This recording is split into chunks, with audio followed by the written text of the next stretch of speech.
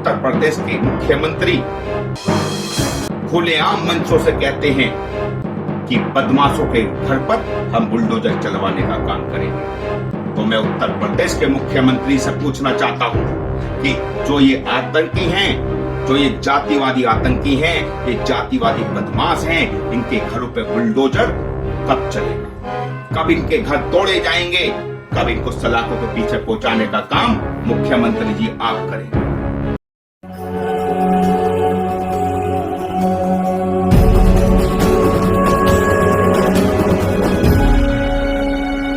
जय भीम साथियों, मैं अतुल खोड़ेवाल, राष्ट्रीय अध्यक्ष बहुजन जनता दल। साथियों, पूरे उत्तर प्रदेश के अंदर जातिवादी आतंकियों ने आतंक मचा रखा है। साथियों, कल उत्तर प्रदेश के जिला हरदोई में 2024 के लोकसभा चुनाव के लिए वोट डाला जा रहा था। उसी दौरान तमाम पार्टी के समर्थक अपने अपने प्रत्याशियों के लिए वोट डलवा रहे थे।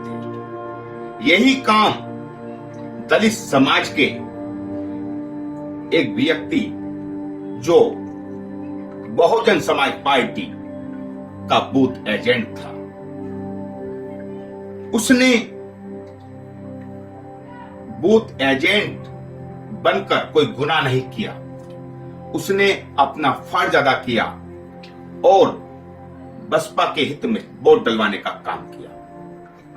लेकिन साथियों, जातिवादी आतंकियों को, बीजेपी के गुंडों को ये बात रास नहीं आई।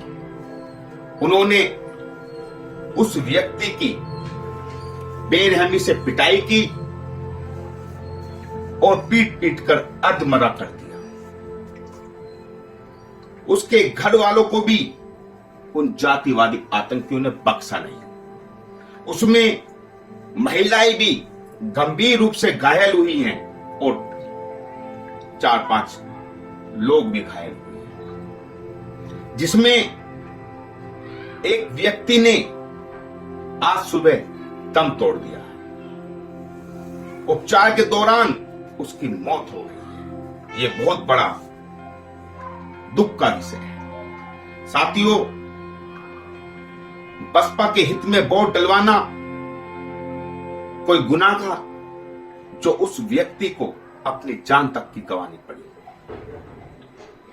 पूरे उत्तर प्रदेश के अंदर जातिवादी आतंकियों ने कहर बरपा रखा है। कहीं हमारे समाज के युवक को लाठी डंडों से पीटा जाता है, कहीं हमारे समाज के लोगों की जगहों पर दबंगाई के बल पर कब्जा लेते हैं। उनका हमारे समाज के लोग विरोध करते हैं तो हमारे समाज के लोगों के साथ वो अन्याय करते हैं, उनका शोषण करते हैं। और इससे भी उनका मन नहीं भरता तो वो हमारे समाज के लोगों को नंगा कर कर बेरहमी से पीटते हैं, पेड़ पर उल्टा लटकाकर उनके मुंह में पेशाब करते हैं। इससे भी मन नहीं भरता तो उनकी आंखों में सरिया गरम कर कर उनकी आंखें फोड़ी जाती है। इस प्रकार की वारदात पूरे भारत में रोज घट रही है। नई नई वारदातें सामने आ रही है। अभी राजस्थान के अंदर एक 8 वर्षीय दलित बच्ची के साथ दरिंदों ने रेप कर कर उसके टुकड़े टुकड़े कर दिए। ऐसी घटना सुनकर दिल और दिमाग कांपने लग जाता है। लेकिन ये जातिवादी आतंकी सुधरने का नाम नहीं ले रहे। शासन प्रशासन का इनको खौफ और डर नहीं है। ये अपने आप में एक गुंडे और बदमाश है। इनका मुकाबला हम लोग कैसे करें? हम लोग संविधान के दायरे में रहकर काम करते हैं, लेकिन ये लोग बदमाशी और सरकार के इशारे पर, सरकार के संरक्षण में रहकर हमारे समाज को दबाने का काम करते हैं। साथियों, हरदोई जिले के अंदर एक व्यक्ति की मौत हो चुकी है सच्चेनंद सचिन पारुल गंभीर रूप से घायल है। वो लखनऊ में एक हॉस्पिटल में उनका उपचार चल रहा है। लेकिन दुर्भाग्य की बात यह है कि पुलिस के कान पर जो तक की नहीं रहेगी। इतनी बड़ी वारदात हरदोई जिले में घटती है और पुलिस प्रशासन मौन रहती है।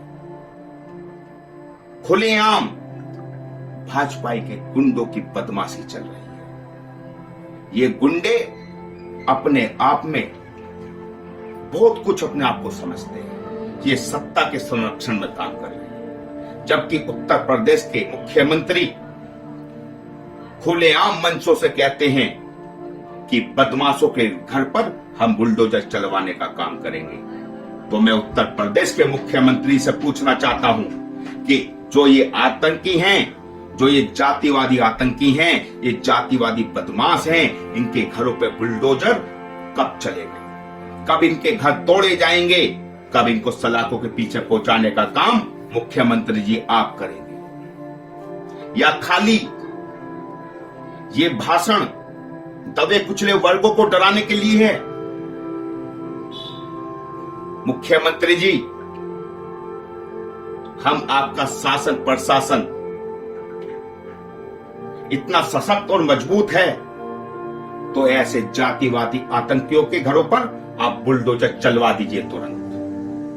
हम आपके शासन प्रशासन की पूरे देश के अंदर सराहना करेंगे। लेकिन जो इनके घरों पर बुलडोजर नहीं चलाया गया तो बहुजन समाज पूरे उत्तर प्रदेश का और पूरे भारत का लामबंद होगा। हम पूछना चाहते हैं हरदोई के एसपी से, क्या इतने दिनों से आप सो रहे थे? आपके द्वारा जवाब दिया जा रहा है कि जमीनी मैटर को लेकर दलित व्यक्ति की हत्या की गई है। दलित व्यक्तियों के परिवार के साथ झगड़ा किया गया है। जब इनका जमीनी विवाद चल रहा था तो क्या हरदोई की पुलिस सो रही थी? क्यों ना वक्त रहते हुए उसमें कठोर कार्रवाई की गई? और आज हमारे समाज के व्यक्ति को मार दिया जाता है बसपा को वोट डलवाने के नाते। तो आप इसमें जमीन का विषय लाते हैं। क्यों देश में ना फैल जाए? देश में ये फैलेगा क्योंकि जमीन का मैटर नहीं था। ये बसपा के प्रत्याशी को वोट डलवाने के खिलाफ इसकी हत्या की गई। इसके पूरे परिवार को पीटा गया है और ये जातिगत आधार पर रंजिश मानते हुए पीटा गया है। जमीनी विवाद था तो जमीनी विवाद कानून के माध्यम से सुलझाया जा सकता था, लेकिन हत्या करने का राइट या हत्या करने का अधिकार इन जातिवादी गुंडों को किसने दिया है? हम एसपी हरदोई से पूछना चाहते हैं, आपकी पुलिस सो रही थी क्या? ये जातिवादी रवैया उत्तर प्रदेश पुलिस भी छोड़ गई। दलितों के युवकों की खुलेआम हत्याएं की जा रही है, खुलेआम बीच चौराहे पर उनकी पिटाई की जाती है। पुलिस के यहां जाते हैं तो पुलिस उल्टा उन पर मुकदमा दर्ज कराने की धमकी देती है और कहती है कि तुम लड़की छेड़ते हो, तुम बदमाशी करते हो। इस प्रकार के झूठे आरोप दलित समाज के लोगों पर लगाकर डराया जाता है और खुलेआम उनकी पिटाई की जाती है, उनकी हत्याएं की जाती है। मथुरा जिले की एक घटना सामने आई थी 5-6 रोज दिन पहले। पीड़ित परिवार का हमारे पास फोन आया। उन्होंने हमको बताया कि हमारे भाई को उच्च जाति के लोग जो जातिवादी मानसिकता रखते थे, उन्होंने लाठी डंडों सरियों से उसकी पीट कर उसको अधमरा कर दिया। हमने पुलिस में सूचना दी तो पुलिस मौन रही, पुलिस ने कोई कार्रवाई नहीं की। उन्होंने अपने भाई शिव कुमार को उपचार के लिए हॉस्पिटल में एडमिट कराया, जहां उसने रात को दम तोड़ दिया था।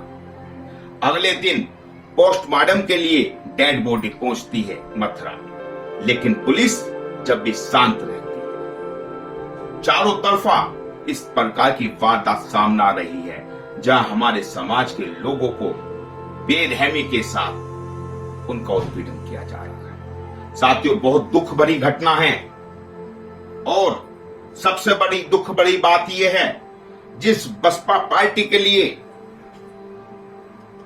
दलित समाज का व्यक्ति वोट डलवा रहा था, अभी तक बसपा के हाई कमान की तरफ से कोई ट्वीट, कोई संदेश नहीं दिया गया है। कोई पीड़ित परिवार को इंसाफ दिलाने की मुहिम नहीं छेड़ी गई है। लेकिन बहुजन जनता दल पीछे नहीं हटेगा। बहुजन जनता दल अपने समाज के साथ 24 घंटे खड़ा है, 24 घंटे उनके साथ खड़ा रहेगा और शासन प्रशासन के खिलाफ आंदोलन चलाएगा, सड़कों पे चलाएगा, इतनी तेज चलाएगा कि अब शासन प्रशासन को दिखाना पड़ेगा, बहुजन समाज के, दलित समाज की ताकत का एहसास कराना पड़ेगा। साथियों, बहुत जल्दी पूरे उत्तर प्रदेश के अंदर बहुजन जनता दल की ओर से हर जिले के अंदर अब बड़ा आंदोलन किया जाएगा। इन्हीं शब्दों के साथ क्रांतिकारी जय भीम।